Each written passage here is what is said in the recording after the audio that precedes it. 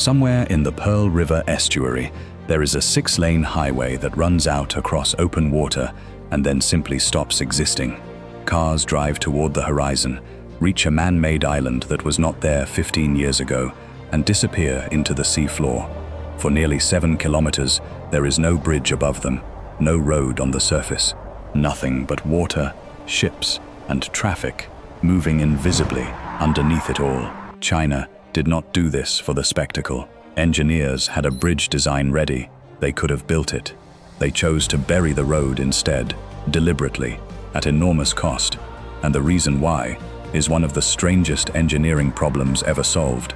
To do it, they sank 33 concrete boxes into a trench on the seabed, each about 180 meters long, each weighing roughly 76,000 tons. One of them had to turn back twice before it could be placed, and the whole time, more than 4,000 ships a day were passing directly over the construction site. This is what is down there, why it had to be down there, and the single decision that saved the project from a delay measured in months. Stick with me, because the reason this road vanishes is not what you expect. And if engineering stories like this are your thing, subscribing takes 2 seconds. Here is what that looks like from above. A 6-lane highway, crossing open sea, then an artificial island, and then nothing. Kilometers of empty water, and then a second island, where the road climbs back out and continues as if the gap never happened. 6.7 kilometers of highway, gone from the surface of the world. This is the Hong Kong-Zhuhai-Macau Bridge, a road system linking Hong Kong in the east to Zhuhai and Macau on the western side of the Pearl River Estuary. 55 kilometers in total, with the main crossing running 29.6 kilometers, jointly built by 3 governments.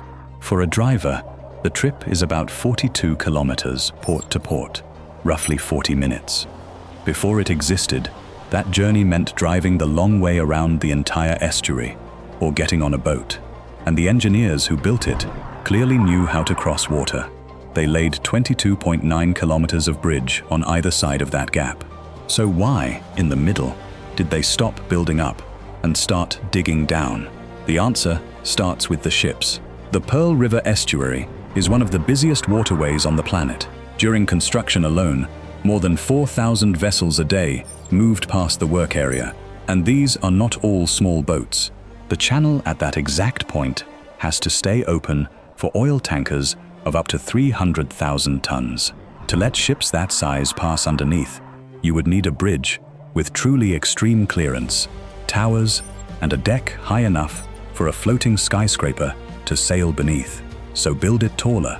Except this is where the second problem arrives, and it comes from a direction no one watching a ship would ever think to look: up. Hong Kong International Airport sits right there on the eastern side of the estuary, one of the busiest airports in the world, with aircraft descending across this exact stretch of water. Airports impose height limits on what can be built beneath their flight paths. A bridge tall enough to clear a 300,000-ton tanker would have run straight into that ceiling. Look at the shape of that problem. Below, ships too big to duck under a normal bridge. Above, aircraft that cannot be asked to climb over a tall one. The engineers were squeezed between a shipping lane and a flight path, with no room left in the middle for a bridge at all. So they went under, not for drama, not for a record. The road vanishes beneath the sea because at that one point in the estuary, the sky was already taken. Deciding to go under was the easy part, because the moment they chose a tunnel, the project inherited a problem with a deadline attached, one that could have cost them an entire year, and it would not reveal itself until the very last piece went in.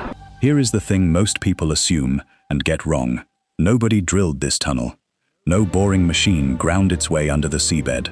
This is an immersed tube tunnel, which means the tunnel was built in pieces on dry land, floated out to sea, and sunk. On Guishan Island, engineers set up a casting yard, essentially a factory with 2 production lines and around 1,200 staff, whose entire job was manufacturing tunnel.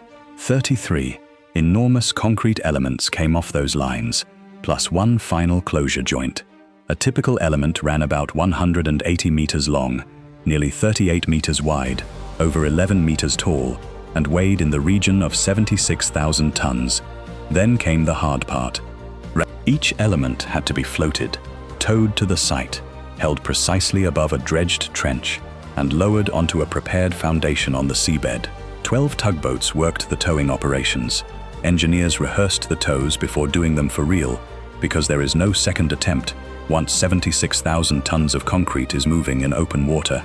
And the trench tells you how deep this thing really sits. The tunnel alignment runs about 20 meters below the seabed, in a trench excavated to roughly 30 meters. That distinction matters. This road is not simply under the water, it is buried beneath the ground that is under the water. At the time, the project's own engineering paper described that alignment as a world record for its type. Now add the conditions: typhoons, strong currents, monsoons, flooding. At the artificial island sites, the soft soil ran more than 30 meters thick, closer to pudding than to rock. The route passed through a core conservation area for Chinese white dolphins, so protecting them was a constraint from day one, not an afterthought. And sediment could build fast enough to ruin an installation, meaning a trench prepared today might be unusable tomorrow.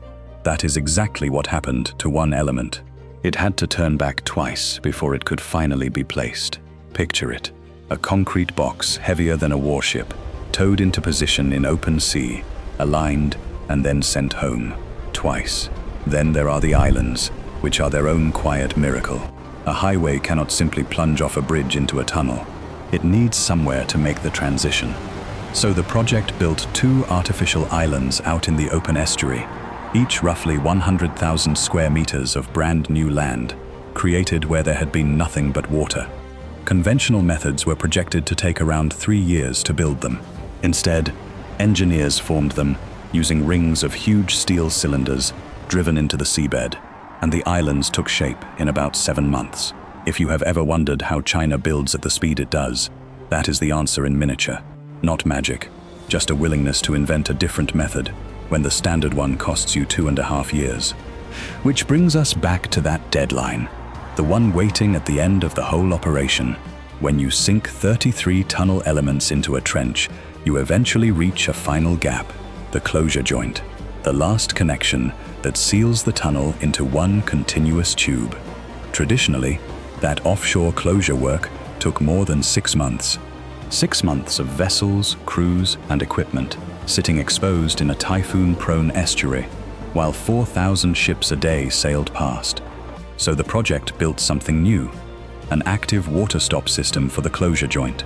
According to the engineering paper written by the project's own engineers, it cut that offshore closure work from more than 6 months to 3 days.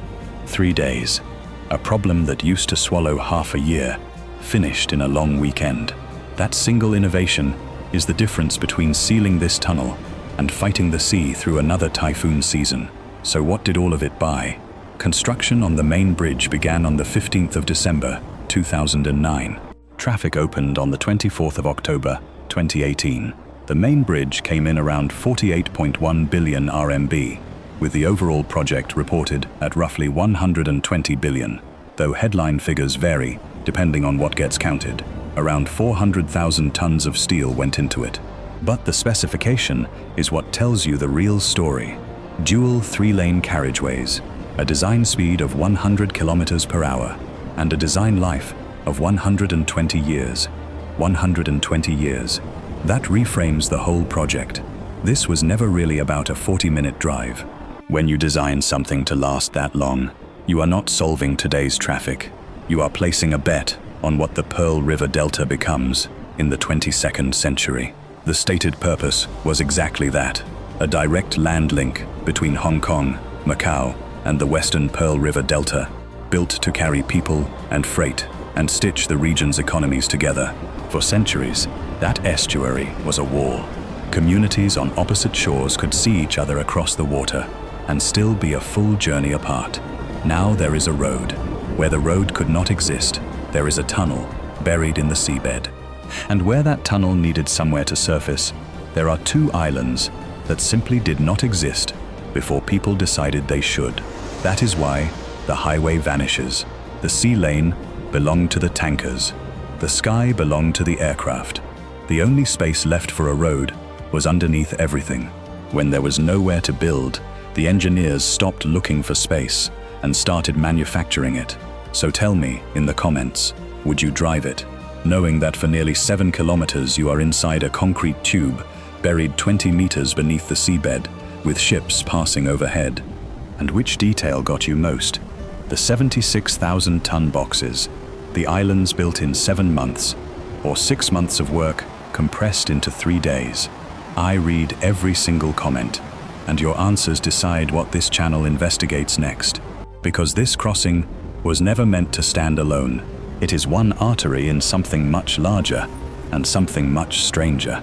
Right now, China is trying to weld 11 cities around this estuary into a single city, and 2 of them, Hong Kong and Macau, have their own currencies, their own laws, their own passports, and drive on the opposite side of the road from the mainland. You can bridge the sea.